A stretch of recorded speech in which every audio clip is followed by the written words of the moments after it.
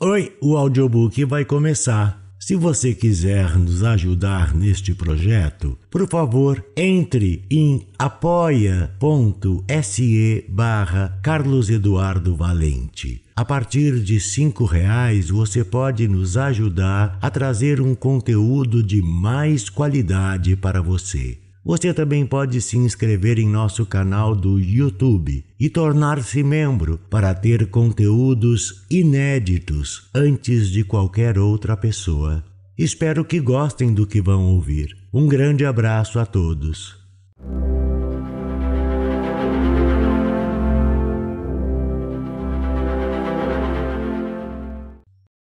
Os Sapatinhos Vermelhos, de Caio Fernando Abreu. Dançarás, disse o anjo, dançarás com teus sapatos vermelhos, dançarás de porta em porta, dançarás, sempre. Hans Christian Andersen, Os Sapatinhos Vermelhos. Tinha terminado então, porque alguma coisa dentro da gente sempre sabe exatamente quando termina. Ela repetiu, olhando-se bem nos olhos em frente ao espelho. Ou quando começa, certo susto na boca do estômago, como o carrinho da montanha-russa, naquele momento lá no alto, justo antes de despencar em direção. Em direção a quê? Depois de subidas e descidas, em direção àquele insuportável ponto seco de agora. Restava acender outro cigarro e foi o que fez. No momento de dar a primeira tragada, apoiou a face nas mãos e, sem querer, esticou a pele sob o olho direito. Melhor assim, muito melhor. Sem aquele ar desabado de cansaço indisfarçável de mulher sozinha, com quase 40 anos, mastigou sem pausa nem piedade. Com os dedos da mão esquerda, esticou também a pele debaixo do outro olho. Não, nem tanto assim que parecia uma japonesa. Uma japa, uma geisha, isso é que eu fui. A putinha submissa a coreografar jantares à luz de velas. Glenn Miller ou Charles Aznavour, vertendo trêfega os sais, camomila ou alfazema. Na água da banheira, preparando uísques. 1 ou 2 pedras hoje, meu bem. Nenhuma pedra, decidiu. E virou a garrafa outra vez no copo. Aprendera com ele, nem gostava antes. Tempo perdido, pura perda de tempo. E não me venha dizer, mas teve bons momentos, não teve não? A cabeça dele abandonada em seus joelhos, você deslizando devagar os dedos entre os cabelos daquele homem. Pudesse ver seu próprio rosto. Nesses momentos você ganhava luz e sorria sem sorrir. Olhos fechados, toda plena. Isso não valeu, Adelina. Bebeu outro gole um pouco sôfrega. Precisava apressar-se antes que a quinta virasse sexta-feira santa e os pecados começassem a pulular na memória feito macacos engaiolados. Não beba, não cante, não fale nome feio, não use vermelho, o diabo está solto. Leva sua alma para o inferno. Ela já está lá, no meio das chamas, pobre alminha. Nem 10 da noite. Só filmes sacros na TV. Mantos sagrados, aquelas coisas, sexta-feira da paixão e nem sexo, nem ao menos sexo, isso de meter, morder, gemer, gozar, dormir, aquela coisa frouxa, aquela coisa gorda, aquela coisa sob lençóis, aquela coisa no escuro, roçar molhado de pelos, baba e gemidos depois de... quantos mesmo? 5 anos. 5 anos são alguma coisa quando se tem quase 40 e nem apartamento próprio, nem marido, filhos, herança, nada. Ponto seco, ponto morto. Ué, você não escolheu? Ele ficou então parado à frente dela, muito digno e tão comportadamente um senhor de família da Vila Mariana, dentro do terno suavemente cinza, gravata pouco mais clara no tom exato das meias, sapatos ligeiramente mais escuros. Absolutamente controlado.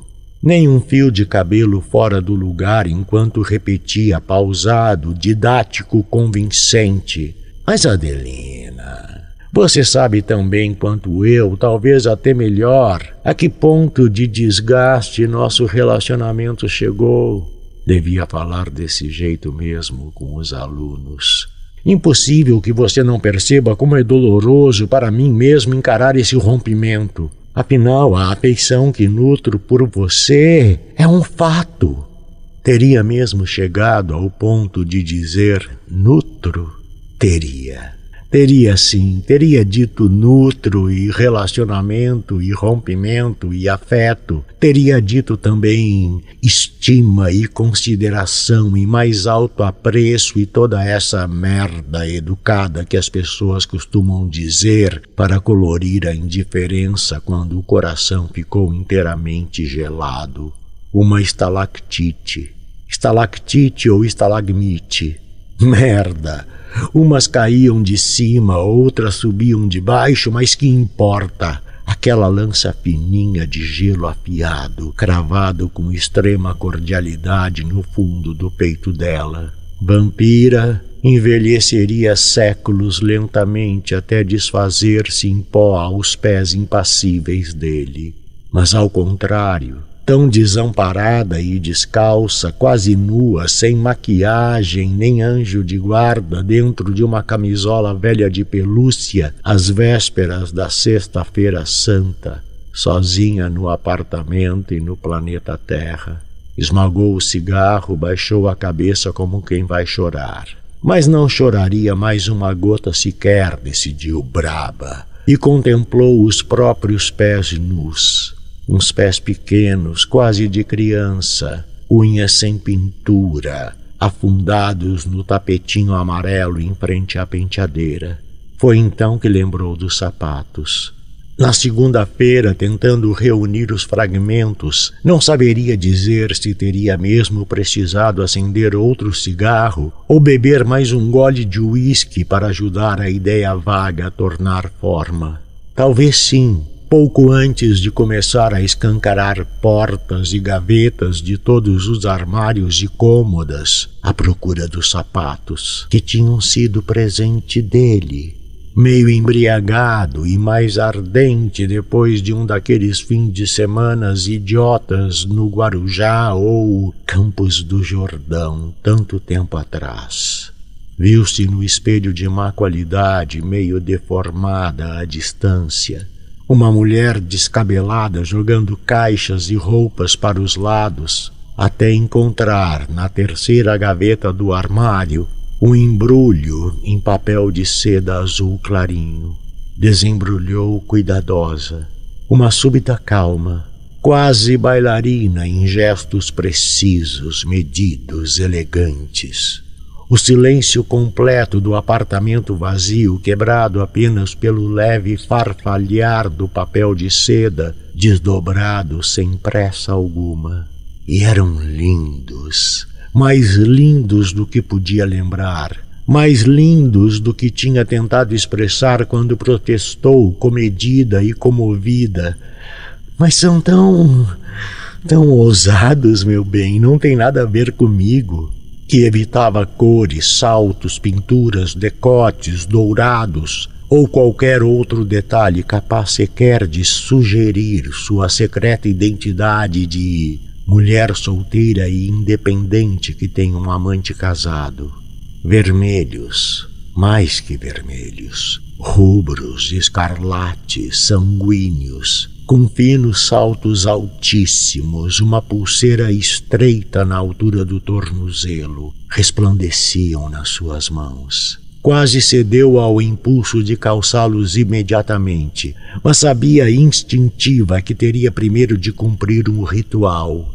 De alguma forma, tinha decorado aquele texto há tanto tempo que apenas o supunha esquecido, como uma estreia adiada. Anos. Bastavam as primeiras palavras, os primeiros movimentos para que todas as marcas e inflexões se recompusessem em requintes de detalhes na memória. O que faria a seguir seria perfeito, como se encenado e aplaudido milhares de vezes. Perfeitamente. Adelina colocou um disco. Nem Charles Aznavour, nem Glenn Miller, mas uma úmida Billie Holiday. I'm glad you're bad. Tomando o cuidado de acionar o botão para que a agulha voltasse e tornasse a voltar sempre. Don't explain. Depois deixou a banheira encher aos poucos de suave água morna. Salpicou os sais antes de mergulhar, com Billy gemendo rouca ao fundo, Lover Man, e lavou todos os orifícios. E também os cabelos, todos os cabelos. Enfrentou o chuveiro frio, secou o corpo e cabelos enquanto esmaltava as unhas dos pés, das mãos, o mesmo tom de vermelho dos sapatos. Mais tarde, desenhou melhor a boca, já dentro do vestido preto justo, drapeado de crepe, preso ao ombro por um pequeno broche de brilhantes, escorregando pelo colo para revelar o início dos seios. Acentuou com lápis o sinal na face direita, igualzinho ao da Liz Taylor. Todos diziam. Sublinhou os olhos de negro, escureceu os cílios, espalhou perfume no rego dos seios, nos pulsos, na jugular, atrás das orelhas, para exalar quando você arfar, minha filha. Então as meias de seda negra transparente, costura atrás, tigresa no ar, Lorraine Bacall. E só depois de guardar na carteira talão de cheques, documentos, chave do carro, cigarros e o isqueiro de prata que tirou da caixinha de veludo grená, presente dos 37, só mesmo quando estava pronta dos pés à cabeça e desligar o toca-disco, porque eles exigiam silêncio, foi que sentou outra vez na penteadeira para calçar os sapatinhos vermelhos. Apagou a luz do quarto, olhou-se no espelho de corpo inteiro do corredor. Gostou do que viu. Bebeu o último gole de uísque e, antes de sair, jogou na gota dourada do fundo do copo o filtro branco manchado de batom. Eram 3. Estavam juntos, mas o negro foi o primeiro a pedir licença para sentar. A única mulher sozinha na boate. Tinha traços finos o negro, afilados como os de um branco, embora os lábios mais polpudos, meio molhados. Músculos que estalavam dentro da camiseta justa, dos jeans apertados. Leve cheiro de bicho limpo, bicho lavado, mas indisfarçavelmente bicho atrás do sabonete. E aí, passeando? Ele perguntou, ajeitando-se na cadeira à frente dela. Curvou-se para que ele acendesse seu cigarro. A mão grande, quadrada, preta e forte não se moveu sobre a mesa. Ela mesma acendeu com um isqueiro de prata. Depois jogou a cabeça para trás. A marcação era perfeita. Tragou fundo e, entre a fumaça, soltou as palavras sobre os patéticos pratinhos de plástico com amendoim e pipocas. Cê sabe, feriado, a cidade fica deserta, essas coisas. Precisa aproveitar, não? Por baixo da mesa, um negro avançou o joelho entre as coxas dela.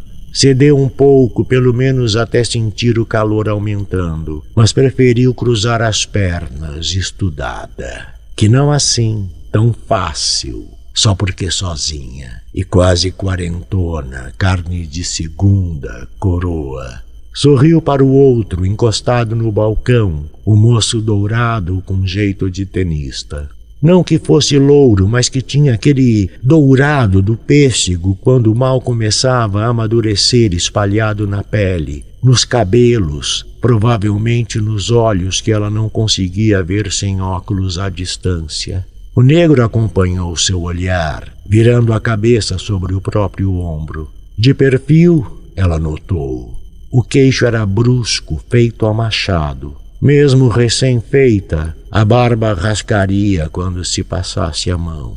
Antes que dissesse qualquer coisa, ela avançou, voz muito rouca. Por que não convida seus amigos para sentar com a gente? Ele rodou um amendoim entre os dedos, ela tomou o amendoim dos dedos dele. O crepe escorregou do ombro para revelar o vinco entre os dois seios. Acho que você não precisa disso. O negro franziu a testa, depois riu. Passou o indicador nas costas da mão dela, pressionando. Pode crer que não. Soprou a fumaça na cara dele. Será? Garanto a você. Descruzou as pernas. O joelho dele tornou a apertar o interior de suas coxas. Quero te jogar no solo, a música dizia. Então, chame seus amigos. Você não prefere que a gente fique só nós dois? Tão escuro ali dentro que mal podia ver o outro ao lado do tenista dourado. Um pouco mais baixo, talvez, mas os ombros largos. Qualquer coisa no porte, embora virado de costas para ela, de frente para o balcão, curvado sobre o copo de bebida, qualquer coisa na bunda firme, desenhada pelo pano da calça, qualquer coisa ali prometia. Remexeu as pedras de gelo do uísque na ponta das unhas vermelhas. Uns rapazes simpáticos, assim sozinhos, não são seus amigos? Do peito, ele confirmou, e apertou mais o joelho. A calcinha dela ficou úmida. Tudo gente boa. Gente boa é sempre bem-vinda. Falava como a dublagem de um filme. Uma mulher movia o corpo e a boca ela falava. Um filme preto e branco, bem contrastado. Um filme que não tinha visto, embora conhecesse bem a história. Porque alguém contara, em hora de cafezinho, porque vira os cartazes ou lera qualquer coisa numa daquelas revistas femininas que tinha aos montes em casa. As mais recentes, na parte de baixo da mesinha de vidro da sala. As outras, acumuladas no banheiro de empregada e emboloradas por um eterno vazamento no chuveiro que a diarista depois levava. Para vender, dizia. E ela odiava, contida, a ideia das páginas coloridas das revistas dela, embrulhando peixe na feira ou expostas naquelas barracas, bancas vagabundas do centro da cidade. Se cê quer mesmo, o negro disse, e esperou que ela dissesse alguma coisa, antes de erguer a mão chamando os outros dois. Não quero outra coisa, sussurrou. E meio de repente, porque depois do quarto ou quinto uísque, tudo acontece sempre assim, sem que se possa determinar o ponto exato de transição, quando uma situação passa a ser outra situação. Quase de repente, o tenista dourado estava ao lado direito dela e o rapaz mais baixo à sua esquerda. Na cadeira em frente, o negro olhava tudo com olhos atentos suspeitosos. Perguntou o que bebiam.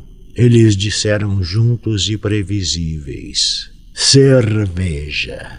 Ela falou, nossa, bebam algum drink mais estimulante. Vocês vão precisar, rapazes. Um ar de meio oeste. Todos os três explicaram que estavam duros. A crise, cê sabe, mas de jeitos diferentes. O tenista dourado chegou a puxar o forro do bolso para fora e mostrou, pegando a mão dela. Veja só, pegue aqui. Mas ela retirou a mão pouco antes de tocar. Tão próximo, calor latejante na beira dos dedos. Problema nenhum, ofereceu pródiga. Eu pago.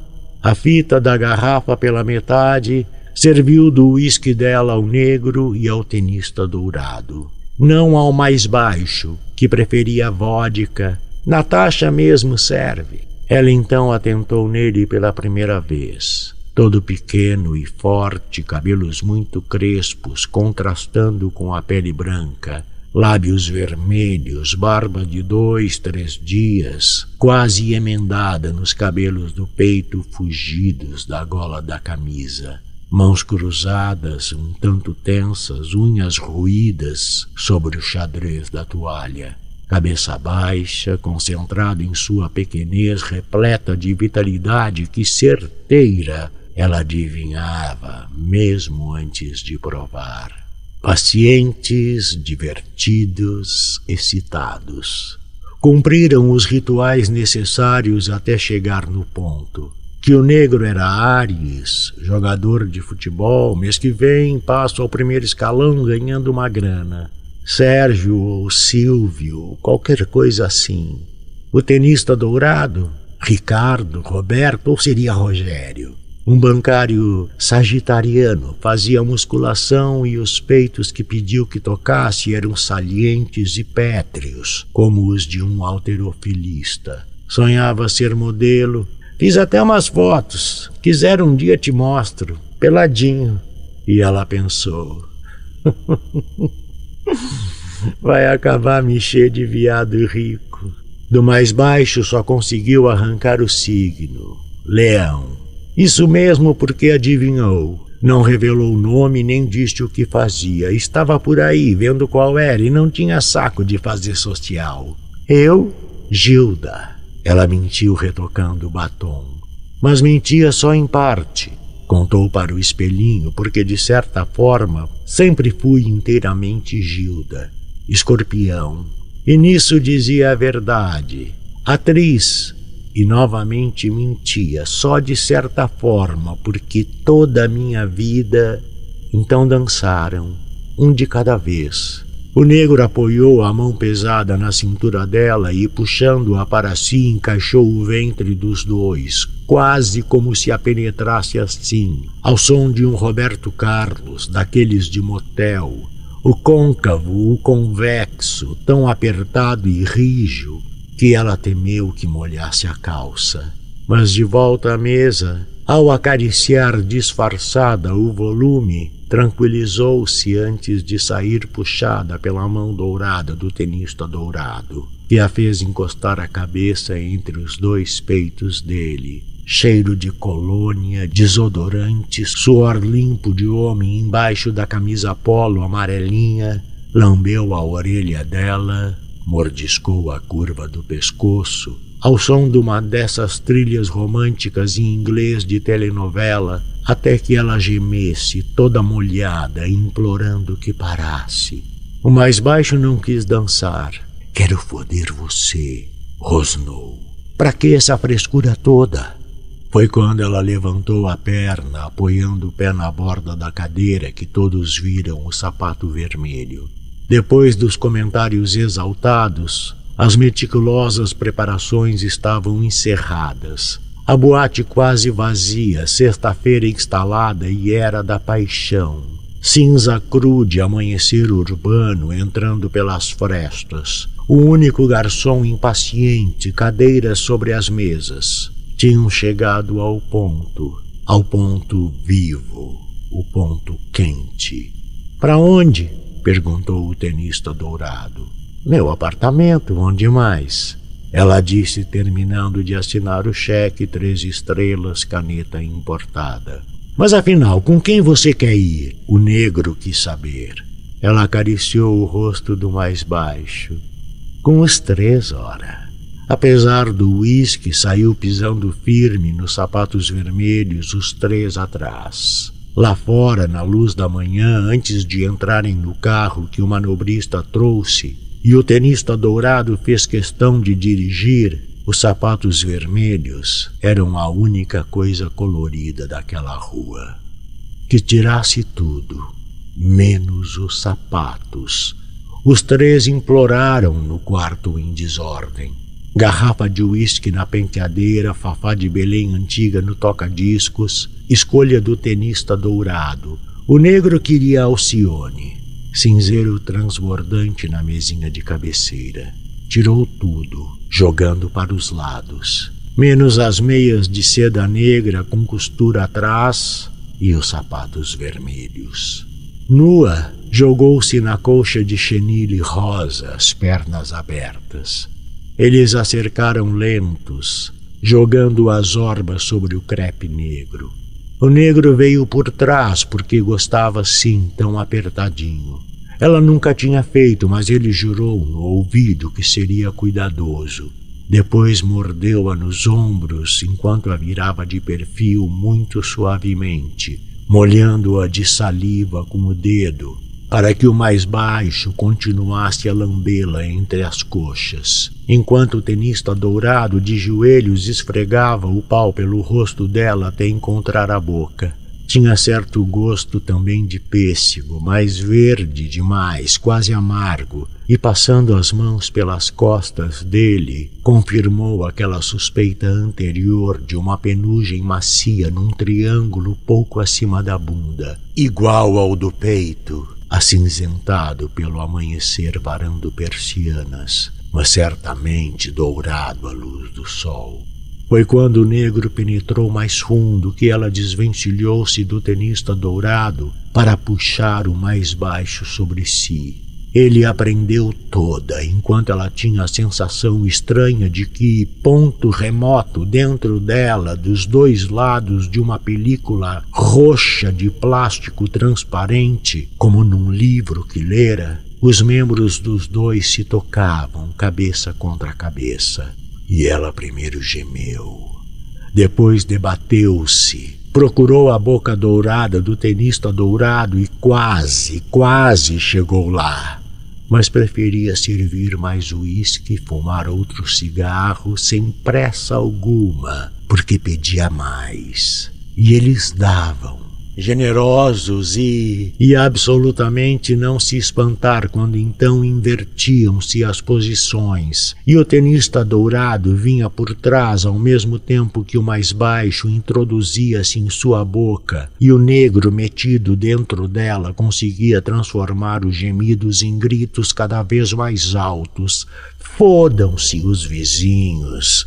Depois cada vez mais baixos novamente, rosnados, grunhidos, até não passarem de soluços miudinhos. 7 galáxias atravessadas, o sol de Vega no 14º grau de Capricórnio e a cara afundada nos cabelos pretos encaracolados do negro peito largo dele. De outros jeitos, de todos os jeitos. 4, 5 vezes, em pé no banheiro, tentando aplacar-se embaixo da água fria do chuveiro. Na sala, de 4 nas almofadas de cetim, sobre o sofá, depois no chão. Na cozinha, procurando engove e passando café debruçada na pia. Em frente ao espelho de corpo inteiro do corredor, sem se chocar mais que o mais baixo de repente viesse também por trás do tenista dourado dentro dela, que acariciava o pau do negro até que espirrasse em jato sobre os sapatos vermelhos dela, que abraçava os 3. E não era mais Gilda, nem Adelina, nem nada. Era um corpo sem nome, varado de prazer, coberto de marcas de dentes e unhas, lanhado de tocos das barbas amanhecidas, lambuzada do leite sem dono dos machos das ruas, completamente satisfeita e vingada. Quando finalmente se foram, bem depois do meio-dia, antes de jogar-se na cama, limpou devagar os sapatos com uma toalha de rosto que jogou no cesto de roupa suja. Foi o neon, repetiu andando pelo quarto. Aquelas luzes verdes, violetas e vermelhas piscando em frente à boate. Foi o neon maligno da Sexta-feira Santa, quando o diabo se solta porque Cristo está morto pregado na cruz. Quando apagou a luz, teve tempo de ver-se no espelho da penteadeira. Maquiagem escorrida pelo rosto todo, mas um ar de triunfo. Um ar de triunfo escapando do meio dos cabelos soltos. Acordou no sábado de aleluia, manhã cedo, campainha furando a cabeça dolorida. Ele estava parado no corredor, dúzias de rosas vermelhas e um ovo de Páscoa nas mãos, sorriso nos lábios pálidos. Não era preciso dizer nada, só sorrir também. Mas ela não sorria quando disse: "Vai embora, acabou." Ele ainda tentou dizer alguma coisa, aquele ridículo terno cinza. Chegou mesmo a entrar um pouco na sala antes que ela o empurrasse aos gritos para fora, quase inteiramente nua, a não ser pelas meias de seda e os sapatos vermelhos de saltos altíssimos. Havia um cheiro de cigarro e bebida e gozo, entranhado pelos cantos do apartamento. A cara de ressaca dela, manchas roxas de chupões no colo. Pela primeira, única e última vez ele a chamou muitas vezes de puta. Puta vadia, puta escrota, depravada, pervertida. Jogou o ovo e as rosas vermelhas na cara dela e foi embora para sempre. Só então ela sentou para tirar os sapatos. Na carne dos tornozelos inchados, as pulseiras tinham deixado lanhos fundos. Havia ferimentos espalhados sobre os dedos. Tomou banho muito quente. Arrumou a casa toda antes de deitar-se outra vez. O broche de brilhantes tinha desaparecido, mas que importava? Era falso. Tomar 2 comprimidos para dormir o resto do sábado e o domingo de Páscoa inteiros, acordando para comer pedaços de chocolate de ovo espatifado na sala. Segunda-feira, no escritório, quando a viram caminhando com dificuldade, cabelos presos, vestida de marrom, gola fechada, e quiseram saber o que era, um sapato novo. Ela explicou muito simples. Apertado demais, não é nada. Voltavam a doer os ferimentos quando ameaçava a chuva. E ao abrir a terceira gaveta do armário para ver o papel de seda azul clarinho guardando os sapatos, sentia um leve estremecimento. Tentava mesmo não ceder. Mas quase sempre o impulso de calçá-los era mais forte. Porque afinal, dizia-se, como no conto de Soma Coutinho, há tantas sextas-feiras, tantos luminosos de neon, tantos rapazes solitários e gostosos perdidos nesta cidade suja. Só pensou em jogá-los fora quando as varizes começaram a engrossar, escalando as coxas. E o médico então apalpou-a nas virilhas e depois avisou que... Do narrador, Carlos Eduardo Valente. Contato carlão50@gmail.com